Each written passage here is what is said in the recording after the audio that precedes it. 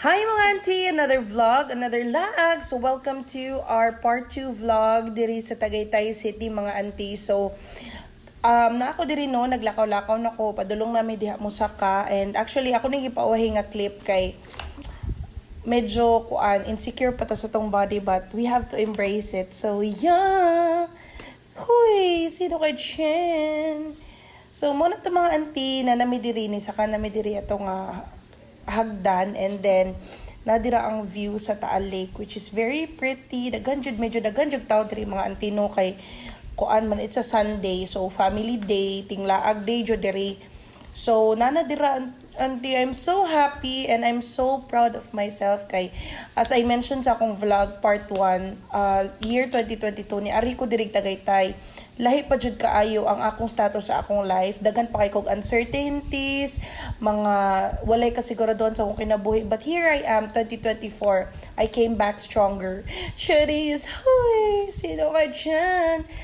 Pero bitaw mga auntie, happy lang kay ko nga daghan kayog mga new opportunities, new challenges nga gi-reveal si Lord sa ako ang life, and wala ko ga-expect nga laas na kong ari diri sa Tagaytay kay dili pa jud ko sure asa padulong akong kinabuhi, but this time anti nga ni balik ko diri sa Tagaytay, sure na jud ko sa akong mga plano sa akong kinabuhi, and thankful kay ko ni Lord kay iya kong gi-introduce sa family ni Jo Marie, which is sila Ate Gina, sila Kuya Ricky, and I'm so happy, silang Mac, sila Kuya Jomar.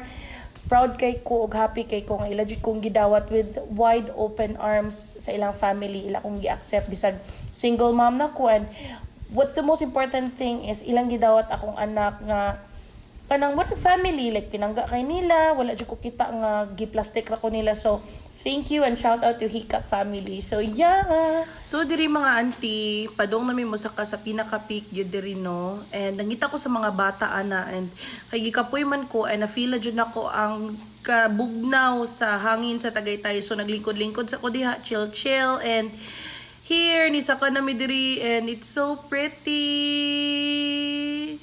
Nindot jud kayo ang view diri, but I love you. Hoy, sino ka dyan? So mo na nadranti, murag feel ko mo na siya ang Tagaytay Highlands katong na mga building. Mo to siya ang Crossroads, di ko sure, pero thank you Jamay for bringing me here. I'm so happy and blessed nga gitagaan kog life partner ni Lord nga very understanding, very lovable sa akong mga kids, and very hardworking. So thank you Lord for another chance. Og nagtanaw-tanaw ra mi dira mga auntie kay pretty jud kanindot dira, and char tanaw-tanaw mi dira tudlo mi mura jud mig mga correct, mura jud mig nagtan-aw sa among mga asyenda. Hoy, sino ka dyan? But yeah, I just want to thank the Lord for this opportunity o sa mga bagong plano iyang gi-unfold nako kay matod pa niya sa so na ako nindot kay nga memory verse diri nga one of my favorite memory verse in Jeremiah 29:11. It says, "For I know the plans I have for you, declares the Lord. Plans to prosper you and not to harm you. Plans to give you hope and a future." So I'm so thankful to the Lord kay iya kong gitagaag hope and a future together with the people that appreciates me and sees my worth. So thank you Lord. Ikaw jud ni, all the glory is lifted up to you. And here I am, very happy, ga-enjoy jud ko kay as you all know, very laagan jud kayo inyong mga auntie, og nakita jud akong kagid sa ba. Huy. So mo ni diri mga auntie, actually sa vlog part 1 nakita ninyo na yung mga souvenirs sa ubos. I do not recommend nga dito mo palit kay medyo pricey siya dito dapita. So once you reach the peak and mo exit mo, makita ninyo diri na ay mga nanindag souvenir which is cheaper than the one sa ubos.